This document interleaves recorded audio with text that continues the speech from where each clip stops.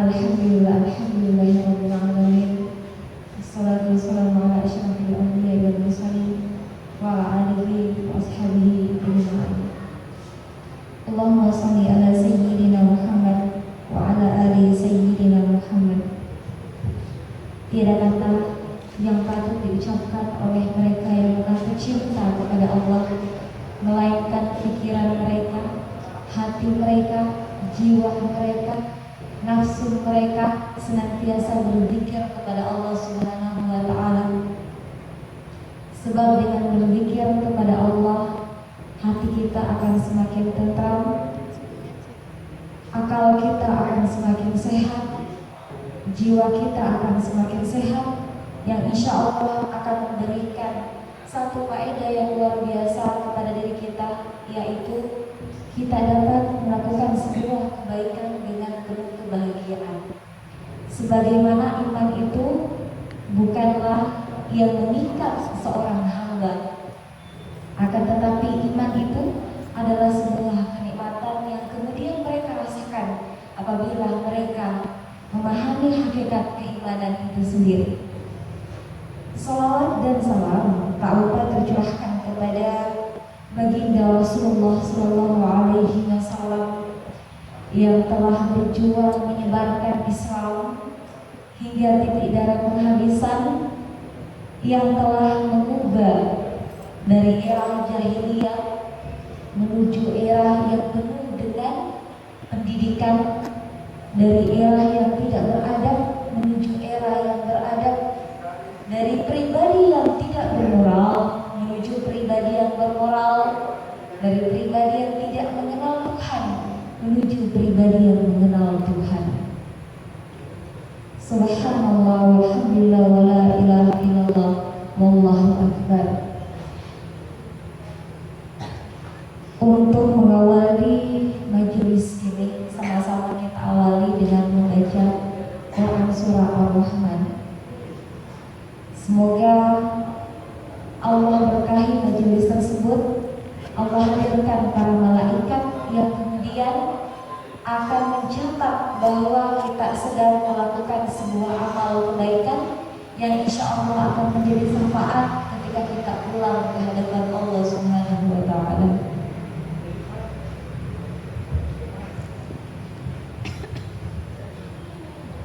Semua buat Quran ya? Enggak, tapi ada yang hafal ya kalau salah Rahman ya? Gak apa-apa, diikutin aja di dalam hati. A'udzu billahi minasy syaithanir rajim. Bismillahirrahmanirrahim. Ar-Rahman 'allamal Qur'an, khalaqal insan, 'allamahul bayan. Asy-syamsu wal qamaru bihusban, wan najmu wasy-syajaru yasjudan, was-samaa'a rafa'aha wa wada'al mizan,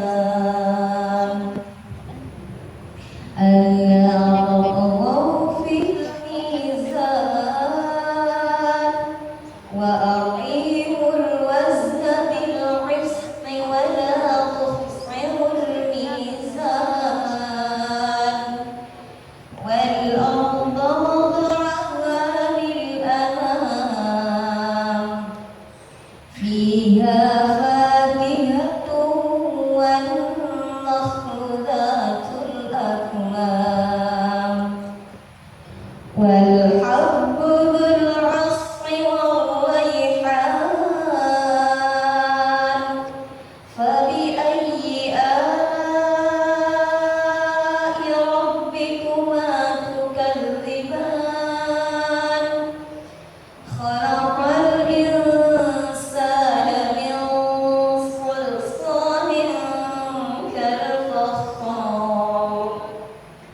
وخلق الجن من مارج من نار فبأي آلاء ربكما تكذبان رب المشرقين ورب المغربين فبأي آلاء ربكما تكذبان مرج البحرين يلتقيان بينهما برزخ لا يبغيان فبأي آلاء ربكما تكذبان يخرج منهما اللؤلؤ والمرجان فبأي آلاء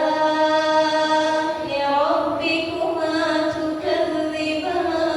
تكذبان وله الجوار المنشآت في البحر كالأعلام فبأي آلاء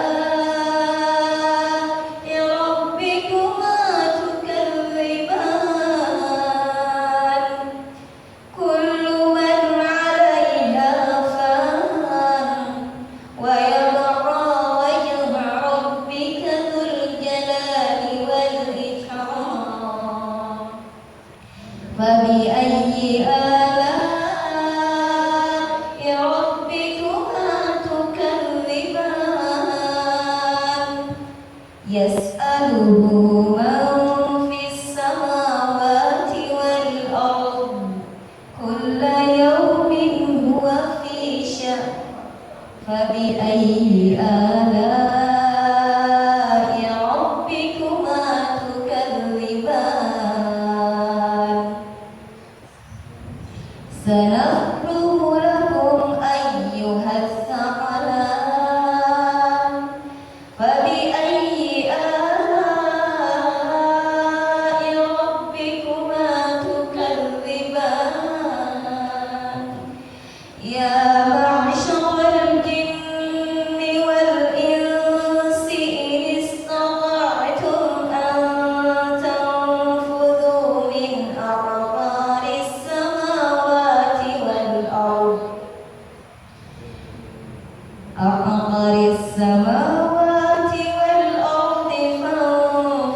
فانفذوا لا تنفذون إلا بسلطان فبأي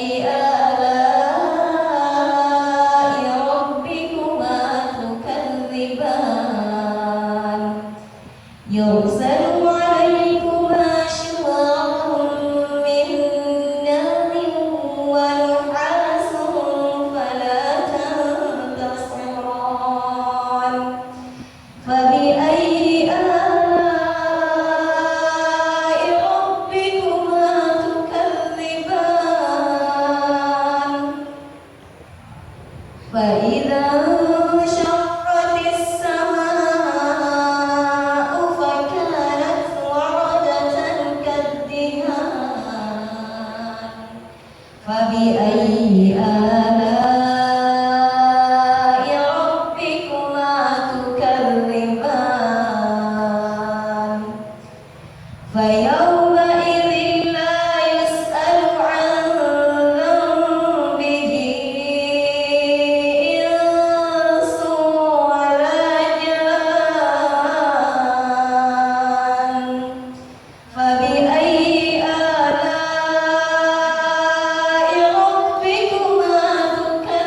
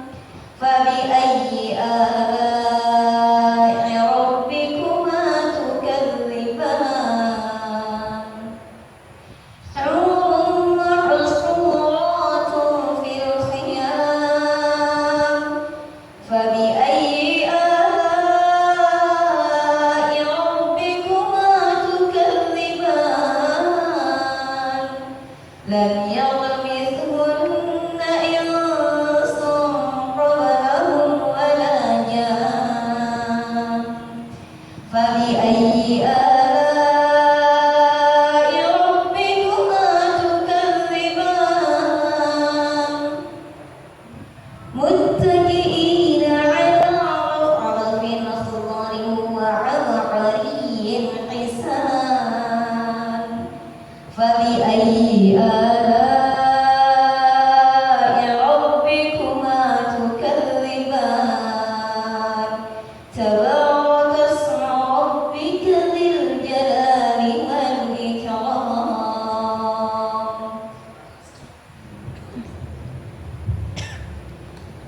Alhamdulillah, sebuah kesyukuran yang luar biasa yang kemudian Allah berikan maunah kepada kita karena hari ini Allah kumpulkan di tempat ini dalam keadaan sehat walafiat.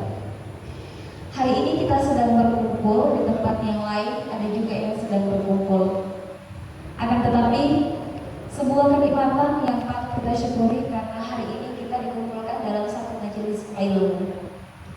Yang mana kemudian ketika kita duduk dalam majelis ilmu, Allah akan memberikan pertolongannya kepada kita. Allah akan memberikan maunahnya kepada kita. Allah akan memberikan keberkahannya kepada kita jika diawali dengan niat yang lurus.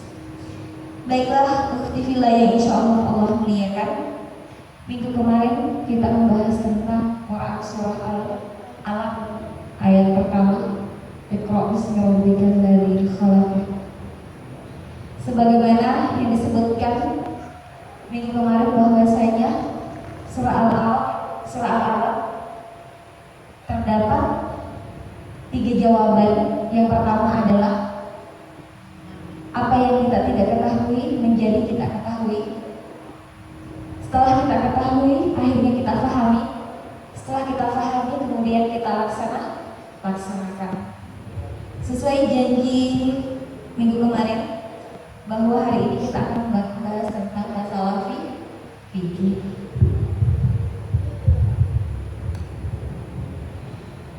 Alhamdulillah, insyaallah Allah muliakan. Iqra bismi rabbikal ladzi khalaq. Bacalah dengan nama Tuhanmu. Saya ulang kemarin materi ya. Dari mata menyerap apa yang kemudian Allah ciptakan. Setelah kita menyerap, melihat, menyaksikan, kemudian akal kita berpikir. Dari akal kita berpikir, hati kita kemudian menelaah. Setelah hati kita menelaah, akhirnya kita mengetahui. Dan sesuatu yang tidak kita ketahui, akhirnya kita ketahui.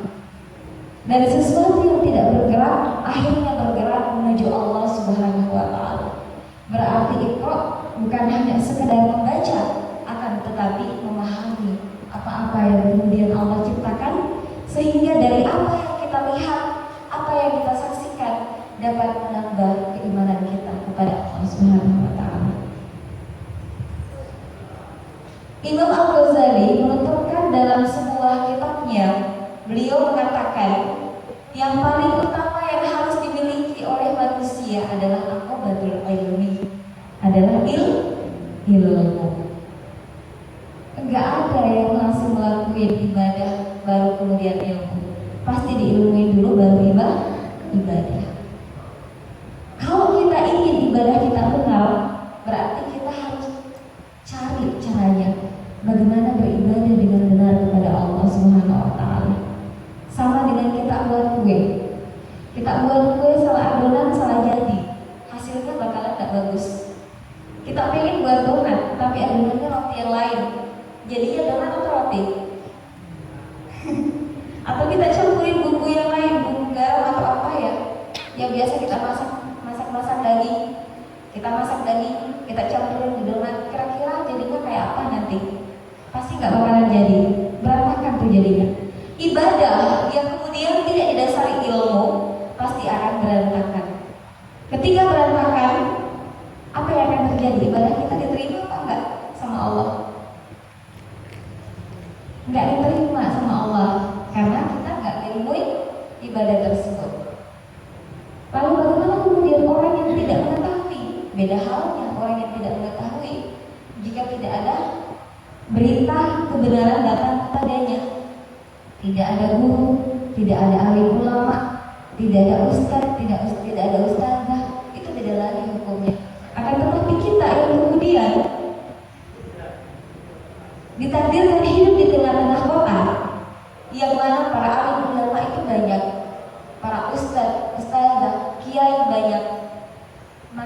wajib untuk menuntut ilmu.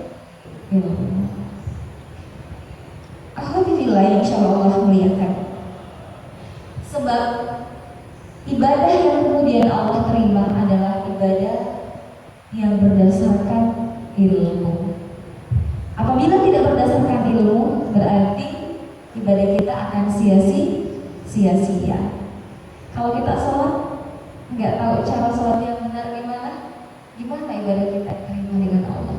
Karena faktor kehusyuan kita kepada Allah juga tergantung dari keilmuannya. Ya. Oke, hari ini kita akan membahas tentang fikih wanita. Saya memakai kitabnya Syekh Kamil Muhammad Waidah. Saya bawa kontemporernya saja biar lebih mudah. Yang pertama, bab yang pertama yang akan kita bahas adalah tahammum. Sering-sering kita mendengar apa sih tahammum tersebut? Apa sih disebut dengan tahammum? Apa? Bersuci. Oh, berarti bersuci kita udah paham, membersihkan diri kita. Itu yang kita pahami secara bahasa. Mengapa dalam bab fikih yang pertama kali dibahas adalah tahammum? Sebab ini merupakan kunci utama diterima atau tidaknya ibadah kita di sisi Allah Subhanahu wa Ta'ala. Kalau kita ibadah dalam keadaan kotor, kira-kira diterima nggak? Mbak Ina sih bukan Tuhan. Emang bisa pastiin ibadah saya diterima? Tetapi kan Al-Quran udah bilang, yang paling pertama adalah tahammum. Kita bersuci dulu. Secara bahasa, tahammum artinya bersuci. Oleh sebab itu, wudu artinya bersuci. Mengapa dikatakan bersuci? Karena dapat mensucikan mutawadi. Mutawadi itu apa? Orang yang sedang berwudu. Dari sesuatu yang tidak suci menjadi suci, yang dahulunya tidak bersih menjadi bersih. Itu secara bahasa artinya bersuci. Tahammum itu berarti bersuci. Hukum tahammum adalah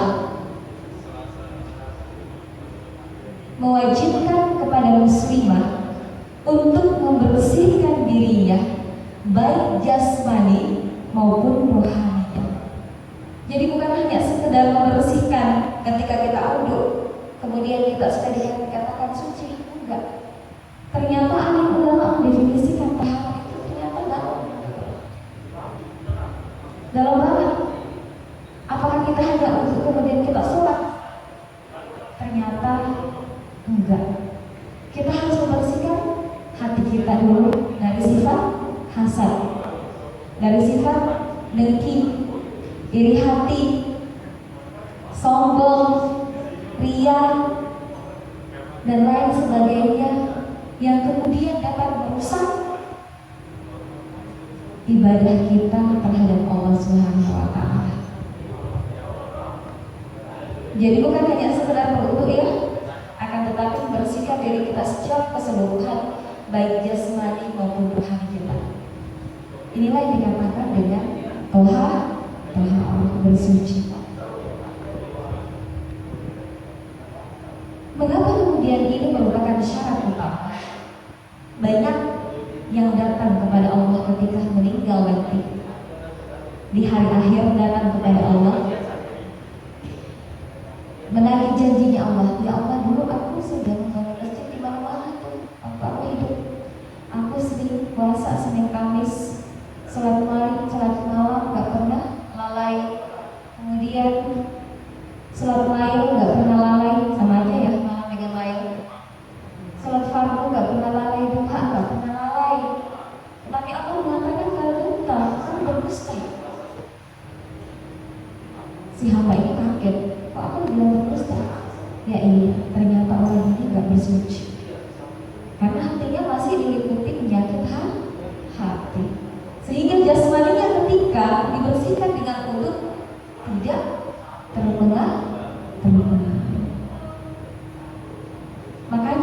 kita menghadap Allah, hilangkan duniawi. Oleh sebab itu, para sahabat di zaman Rasulullah SAW, ketika baru saja menyebutkan kalimat Allahu Akbar, kata Allah ini mampu mengubah dirinya 180 derajat dari sesuatu yang tidak baik menuju sesuatu yang baik. Kita kok bertahun-tahun kita sholat, bertahun-tahun kita ibadah, tapi lisan kita nggak bisa dijaga dari sesuatu yang buruk. Mata kita masih digunakan memandang hal-hal yang buruk, telinga kita digunakan mendengarkan hal-hal yang buruk. Hati kita berdusta kepada Allah, kita dusta, kita berbohong dengan Allah, kita hianat dengan Allah, berarti kita belum bersuci.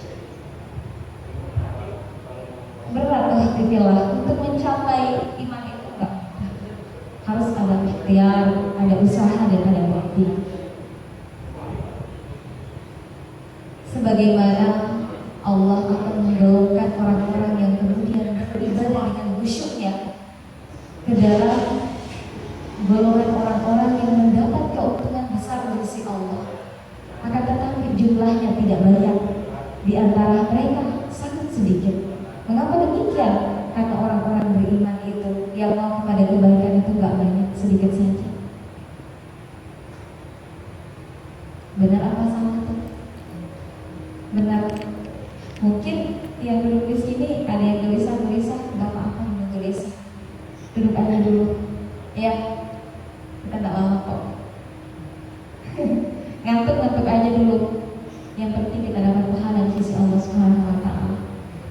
Aqobatun taubah, senantiasa bertaubat kepada Allah Subhanahu Wa Taala agar ibadah kita diterima oleh Allah Subhanahu Wa Taala. Jadi itulah tahar, definisi tahar secara keseluruhan. Nah, orang-orang yang senantiasa menunda taubat seharusnya bertaubat lagi. Jadi ada dua kali taubat. Misalnya gini, aku sholat masih lama kok, bisa kan lama ya. Seharusnya bertobat lagi. Kenapa? Menunda taubat. Entar aku jilbab, aku kan masih muda. Entar aku jaga mulut, usia saya kan juga masih muda. Jadi menunda taubat, mestinya bertaubat lagi. Mengapa demikian para aktivilah? Sebab ketika kita menghadap kepada Allah Subhanahu Wa Taala, bukan hanya sekedar menghadap, akan tetapi membawa diri kita secara keseluruhan yang akan dimintai pertanggungjawaban di sisi Allah Subhanahu Wa Taala. Kedua tangan kita dibuat apa? Mata kita dibuat apa? Telinga kita, hati kita, perut kita, lisan kita, kaki kita, keseluruhan tubuh kita digunakan untuk apa? Allah berikan waktu 24 jam. Selama kita hidup, apa saja yang kita pergunakan? Apakah kepada hal-hal yang baik atau sebaliknya?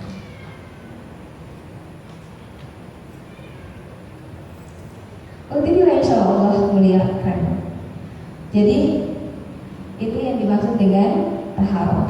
Kita masuk pada bab pertama, yaitu kita bersuci harus menggunakan air yang mutlak. Air yang mutlak itu seperti apa? Air, sudah ada yang pernah belajar fikih, pasti sudah ada. Air mutlak itu seperti apa?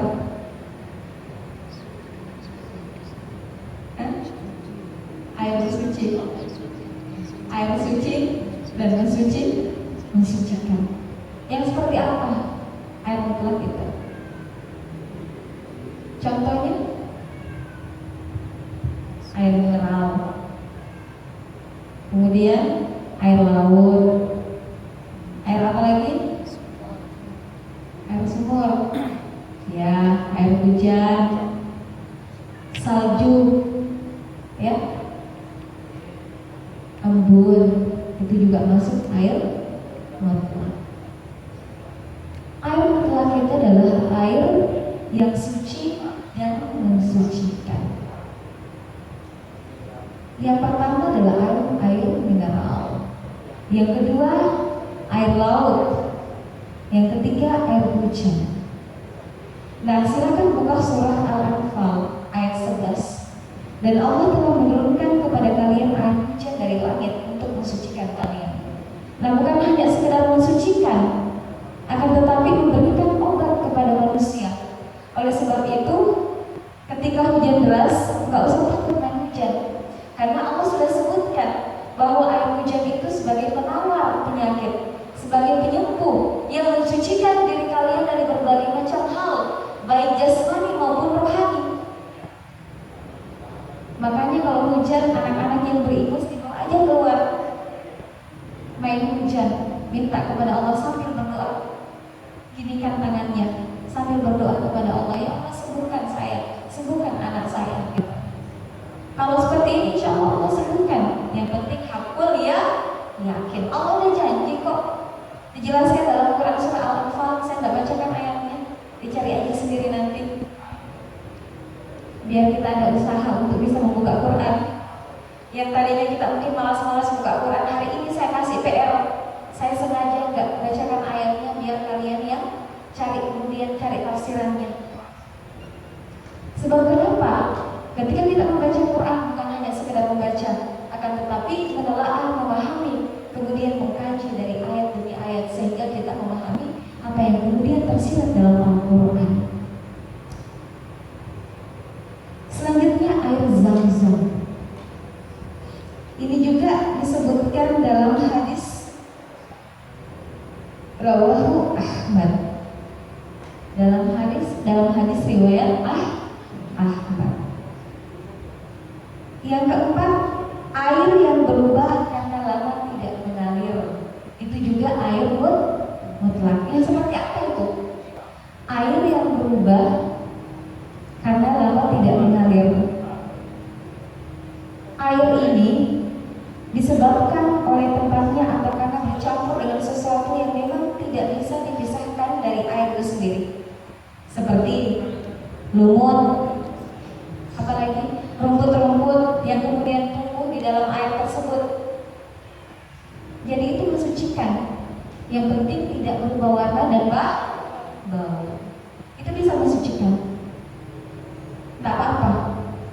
Akan tetapi kalau sudah berubah warna dan berubah bau, sudah tidak bisa digunakan. Misalnya baunya sudah tidak seperti bau sebelumnya gitu kan, itu nggak bisa digunakan karena sudah lama terbenam. Kemudian yang kedua yang dapat digunakan untuk bersuci adalah debu yang suci. Debu ini biasanya dipakai untuk bertayamum ketika kita nggak bisa terkena air. Jadi gimana nih Kak, kalau aku lagi nggak bisa kena air karena aku sakit? Ya digunakan aja debu yang menempel pada dinding-dinding masjid atau dinding-dinding rumah yang istilahnya yang bersih dari kotoran-kotoran yang menempel seperti tai atau sejenisnya yang memang dapat memberikan efek terhadap kesucian kita. Nah, terus yang ketiga, air yang tercampur oleh sesuatu yang suci. Apa itu? Tapi ini nggak bisa dipakai bersuci, tapi tetap masuk dalam air mutlak. Misalnya air yang bercampur dengan sabun, apalagi air yang bercampur dengan sampo, air yang bercampur dengan sesuatu yang bersih tetapi zatnya terpisah, akan tetapi bersih. Seperti apa? Air teh, air kopi, bisa nggak dipakai bersuci? Kan nggak bisa. Dia air suci, air mutlak, tetapi nggak bisa dipakai bersuci karena sudah tercampur walaupun dia suci.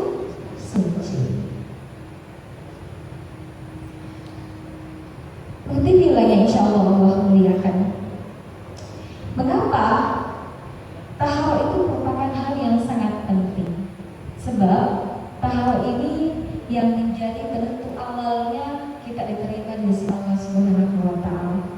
Saya tidak lama-lama malam ini menjelaskan disebabkan ada keperluan yang lain lagi. Jadi Jadi saya hanya menjelaskan sampai air yang bercampur dengan sesuatu yang suci, biar bisa ditulis, dipelajari, kemudian dipahami. Sebab biar biar sedikit, yang penting masuk, kemudian kita ngamalin. Tapi kalau udah banyak, nggak masuk, nggak ngamalin pula. Saya tutup videonya dulu ya. Mengapa demikian? Sebab orang-orang yang kemudian berilmu itu adalah orang yang mengamalkan ilmunya.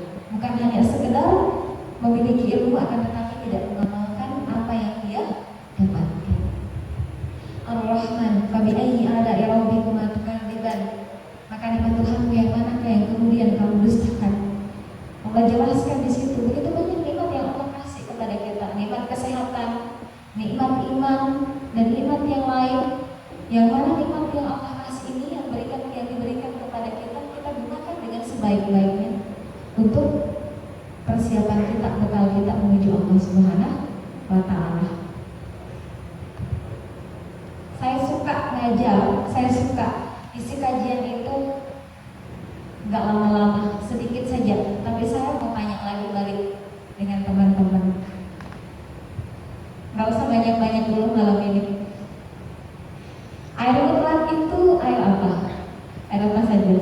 Kita tutup buku ya, nggak ngeliat buku, nggak buka kitab nih. Air yang suci dan mensucikan. Yang pertama adalah air mineral. Yang kedua air laut. Yang ketiga air hujan. Yang keempat air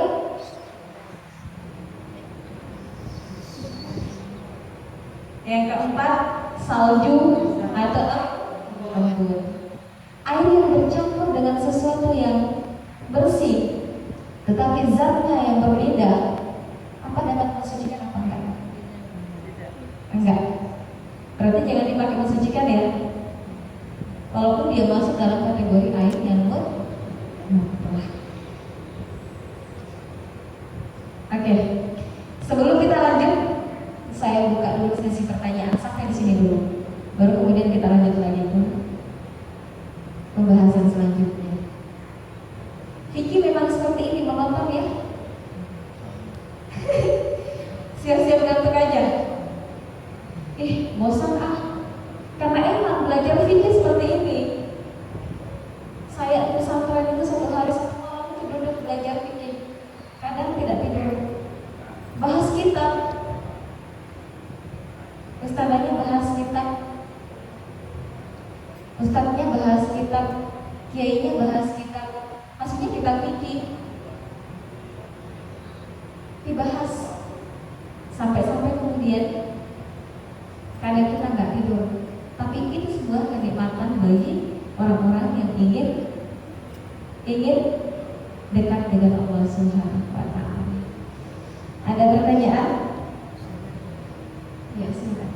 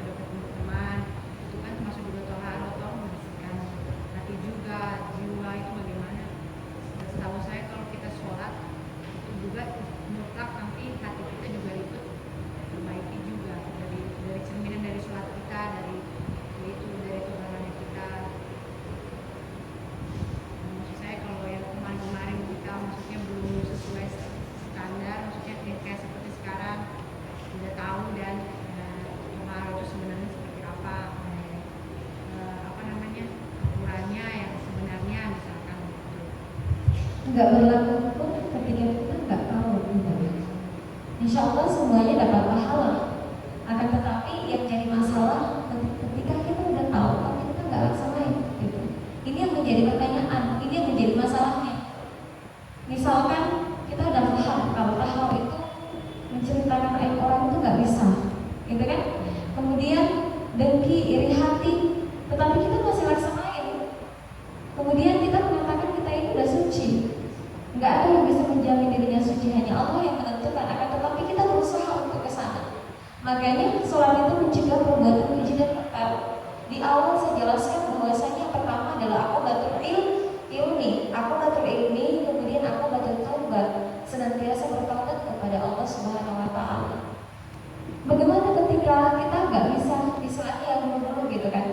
yang dulu kita nggak, istilahnya nggak nyadar gitu loh.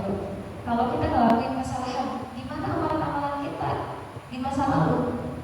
Kalau kita udah bertobat, insya Allah Allah akan gantikan jauh lebih baik. Sebaliknya, apabila kita udah paham ilmunya, udah dengar ceramah, udah dengar nasihat, akan tetapi kita nggak paham, istilahnya nggak melaksanain, ini jadi permasalahan. Kenapa mesti saya keras? Karena kita bahas hukum. Kalau kita udah bahas hukum pasti keras. Karena nggak ada tawar-menawar dalam hukum. Kalau Al-Quran bilang nggak bisa. Kalau Al-Quran bilang mensucikan diri itu adalah mensucikan hati kita, jasmani kita, berarti nggak bisa tawar lagi. Masa sih, Ustazah, masa sih Mbak? Dikit-dikit aja ngomong, boleh kan? Tapi kita membiasakan diri kita untuk selalu berbuat baik, membiasakan diri kita untuk selalu bertobat kepada Allah. Karena esensi ibadah yang benar, kemudian esensi iman yang kemudian dalam, itu harus melalui ujian yang berat dan harus melalui bukti. Oleh sebab itu, yang paling pertama dibahas dalam bab fikih adalah taharah. Karena ini yang paling pertama. Imam Al-Ghazali kembali mengatakan, banyak kemudian manusia yang melakukan ibadah-ibadah yang lain, akan tetapi mereka lupa melakukan ibadah yang paling utama. Apa itu? Yang pertama adalah mensucikan hati mereka dari berbagai macam penyakit hati. Karena ini jadi ukuran diterima atau tidaknya sholat kita. Kalau hati kita bersih, akan terlihat pada tubuh kita.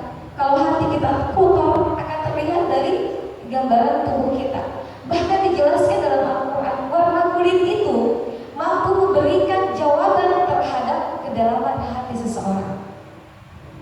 Warna kulit ini yang tahu ahli fikih, ahli agama, para alim ulama yang sudah belajar keilmuannya, bukan hanya sekadar belajar saja, akan tetapi melaksanakan. Makanya saya pernah dengan guru saya duduk di satu majelis, kemudian guru saya mengatakan, dia bisik, sampaikan kepada temanku, terbanyak sholat taubat. Saya tanya lagi, kenapa kok bisa? Bilang gitu kan. Padahal udah lama kita nyantri sama-sama. Ternyata di akhir dari pertemuan saya dengan teman saya aku tuh, ternyata selesai melakukan zina. Ketahuan sama guru saya. Tapi saya nggak pernah nanya. Yang penting ilmunya dilaksanakan. Sebab warna kulit ini mampu memberikan warna. Oleh sebab itu rahasia Allah menciptakan kulit ini sebenarnya mampu memberikan jawaban keesaan Allah. Sungguh orang-orang munafik, orang-orang beriman, orang-orang pendusta akan sangat tentara kepada wahai Muhammad, sehingga kamu dapat membedakan di antara mereka mana yang fasik, mana yang tidak fasik. Dijelaskan dalam Quran surah Muhammad. Ada lagi yang bertanya?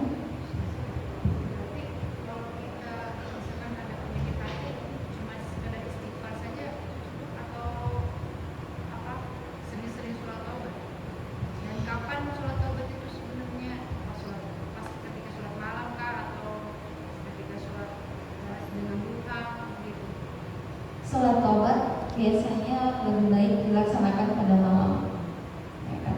Misalnya sebelum tidur, setelah sholat isya boleh kita sholat taubat 2 rakaat. Kalau saya sering-sering melakukan sholat taubat, karena bukan kita nanti melakukan maksiat besar baru kemudian kita sholat taubat. Apa saja kita sholat lain yang biasanya sholat lain tiba-tiba nggak sholat lain, perlu taubat lagi dengan Allah. Kita yang tadinya sering baca Quran malas baca istilahnya malas lagi baca Quran, perlu tobat dengan Allah. Yang tadinya kita rajin puasa Senin Kamis, tapi tiba-tiba kita nggak rajin lagi, dengan Allah. Apakah cukup hanya dengan istighfar saja kita menghapus taubat kita, menghapus dosa kita? Yang penting istighfarnya sampai ke dalam, bukan hanya di lisan saja. Jadi ada tulisan, ada realisasi. Maksudnya ada pelafazan, ada bukti, ada gerakan. Bukan hanya sekedar di lisan, akan tetapi tidak sampai kepada hati, sehingga istighfarnya itu kosong. Itu jawabannya. Sering-sering beristighfar. Saya berikan dua saja, dua konsep dalam hidup kalau mau selamat. Yang pertama, kalau kita ngomongin aja hal-hal yang baik. Kalau kita diamnya zikir dengan ilmu. Berat, emang iman itu berat, nggak mudah. Jatuh bangun kita membangun iman. Salah satu sahabat Rasul menghafal Quran surah Al-Baqarah itu 12 tahun ada. Sekarang banyak yang hafal Quran, akan tetapi jarang yang melaksanain. Karena begitu berat sebenarnya tanggung jawab. Ketika kita menghafal Quran berarti kita harus mengamalkan. Salah satu sahabat menghafal, dia tidak bakalan pindah ke ayat berikutnya sebelum dia mengamalin apa isi dari ayat tersebut. Secara keseluruhan bahwa apa yang kemudian kita dapatkan baik dalam majelis taklim, dalam halaqah ilmu, di mana saja kita bertemu dengan majelis ilmu, kita dikatakan berilmu. Setelah kita pulang, kita laksanain, kemudian ada bukti di hadapan Allah. Akan tetapi kita nggak dikatakan berilmu kalau saya secerdas apapun saya menggali kitab, akan tetapi saya nggak laksanain, sia-sia. Bahkan hukumannya 10 kali lipat di hadapan Allah. Oleh sebab itu esensi iman itu berat. Sekali lagi saya katakan esensi iman itu berat, nggak mudah. Jadi perbanyak aja istighfar. Kalau nggak ada hal-hal yang istilahnya dibicarakan, sesuatu yang memang tidak ada manfaatnya, mendingan istighfar. Perbanyak istighfar, nggak usah bosan.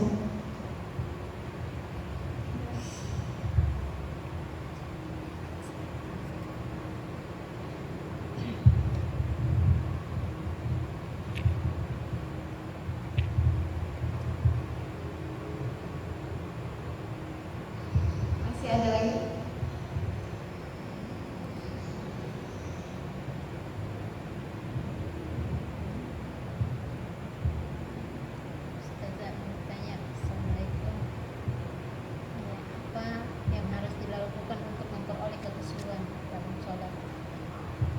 Apa yang harus dilakukan untuk memperoleh kehusyuan di dalam sholat? Yang pertama, kita harus belajar dulu, memiliki ilmu. Itu yang pertama. Sebelum memiliki ilmu, kita luruskan niat. Kita datang ke majelis, kita sholat bukan karena dunia, bukan karena harta, bukan karena ingin pujian, bukan karena hal-hal yang berbau aksesoris dunia, karena kita ingin pujian dari manusia, akan tetapi mutlak karena Allah. Itu dulu yang harus diterapkan dalam pikiran kita. Langkah yang pertama adalah memiliki ilmu. Kemudian yang kedua adalah melatih. Kita latih diri kita. Minimal ada sunnah Rasul yang kita latih. Biar nggak banyak, sedikit tapi dia kontinu. Misalkan berwudu setiap saat. Ini kan susah dilaksanain orang. Ada yang pernah nanya, jadi gimana dong Ustazah? Kalau saya ini kan udah bersuami, sedikit disentuh sama suami, batal lagi. Sedikit sentuh, batal lagi. Ya di situ nilai perjuangannya. Disentuh ya udah lagi, disentuh udah lagi. Capek, emang capek, tapi dilatih. Dengan seperti itu akan mendapatkan kekerumahan tersendiri, kenikmatan tersendiri yang kemudian kita tidak bisa ungkapkan kepada orang lain. Seperti apa? Berarti membiasakan diri kepada hal-hal yang baik. Loh, sebab sholat bukan hanya sekedar gerakan saja. Kehusyuan sholat itu dilihat dari tindakan kita. Setelah kita sholat, apakah kita tercermin manusia yang baik apa enggak? Bisa nggak kita stop bibir kita membicarakan aib orang, hati kita mencela, sombong, riya? kemudian merendahkan orang lain, berkata dusta, mengadu domba, boleh nggak kita hentikan?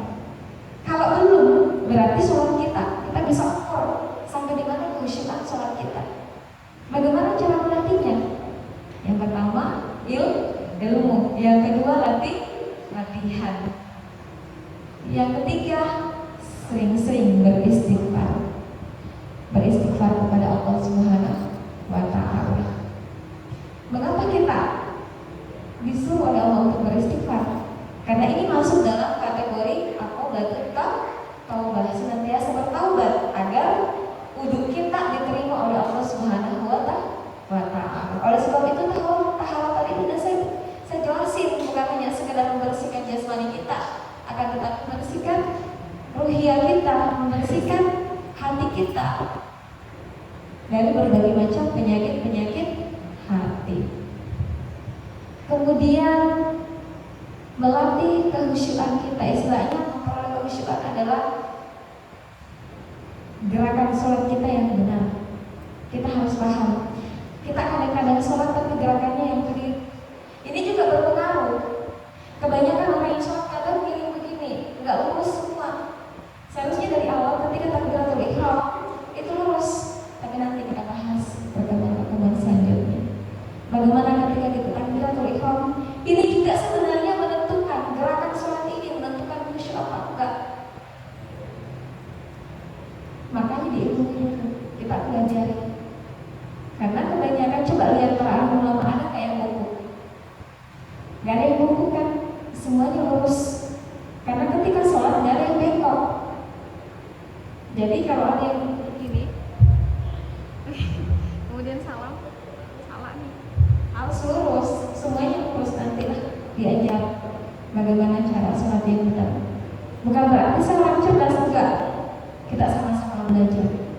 Nanti saya ajarin bagaimana caranya di pertemuan selanjutnya. Tapi memang kita istilahnya ada pertemuan khusus. Selain kita membahas fikih, nanti kita selang-seling aja ya. Malam ini fikih, mungkin minggu berikutnya disambung tazkiyatun nafas atau apa, atau tafsir yang berkaitan dengan sholat. Itu yang pertama ilmu, yang kedua latihan, yang ketiga kita senantiasa bertaubat, beristighfar, dan yang keempat adalah memperbaiki gerakan sholat kita. Diilmui bagaimana kemudian gerakan sholat ini benar apa tidak, tergantung dari keilmuan yang kita peroleh. Ada lagi?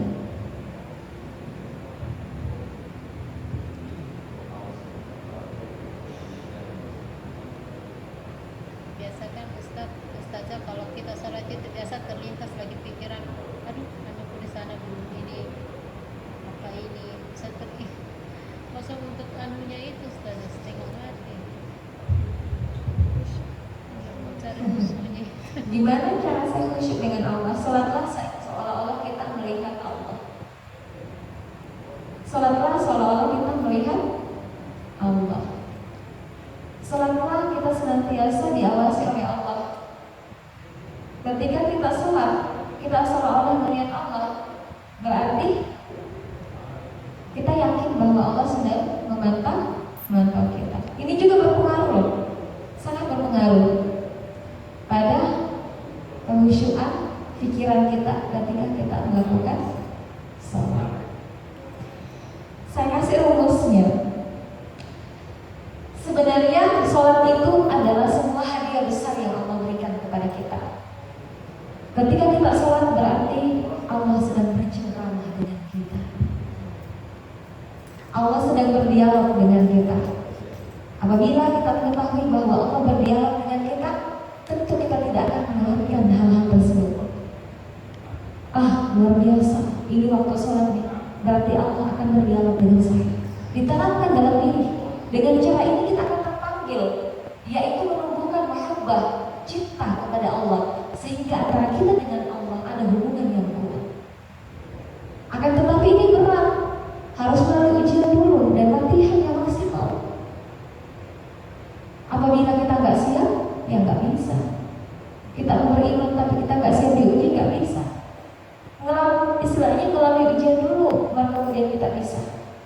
tapi dengan latihan. Yang kedua, baca Quran itu adalah sebuah hadiah besar, karena pada saat itu Allah datang kepada kita. Allah memeluk kita. Kalau kita sholat, Allah bercengkrama dengan kita. Baca Quran, Allah memeluk kita. Ini rahasianya. Oleh sebab itu, Al-Quran itu adalah surat cintanya Allah. Siapa sih gak mau baca surat cintanya Allah? Ini bisa menumbuhkan kekhusyuan kita kepada Allah. Bagaimana ketika kita sholat, akan tetapi masih banyak perlintasan hal yang bersifat duniawi. Yang pertama, beristighfar sebanyak-banyaknya, beristighfar, berzikir, ya, kemudian melakukan hal-hal yang baik. Karena memang hati ini setiap saat syaitan goda, makanya setiap saat kita juga berzikir kepada Allah.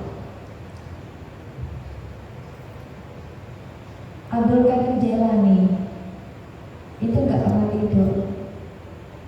Ketika dia istilahnya berada pada suatu tempat di luar rumah, dia sediakan tiang. Tiang itu diikatkan dirinya. Pada saat dia tertidur, dia jatuh dan terbangun lagi, zikir lagi dengan Allah. Udah siap mati-mati ayam.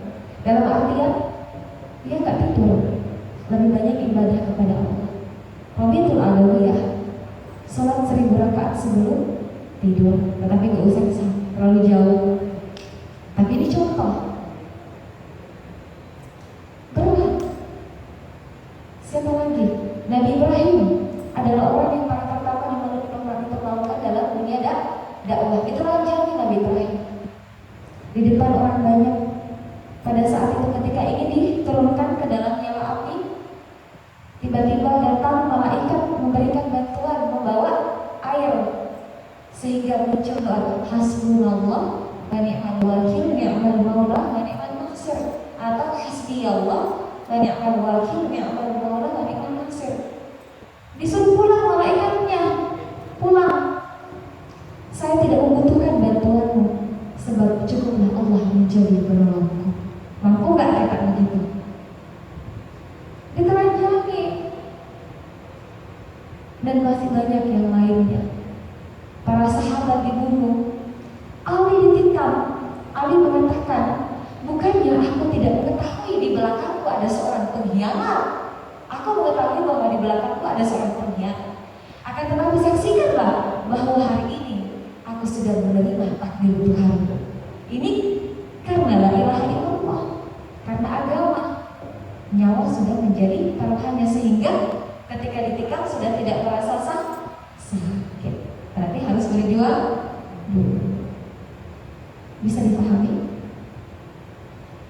Ya, ditanyakan lagi kalau ada yang tidak dipahami.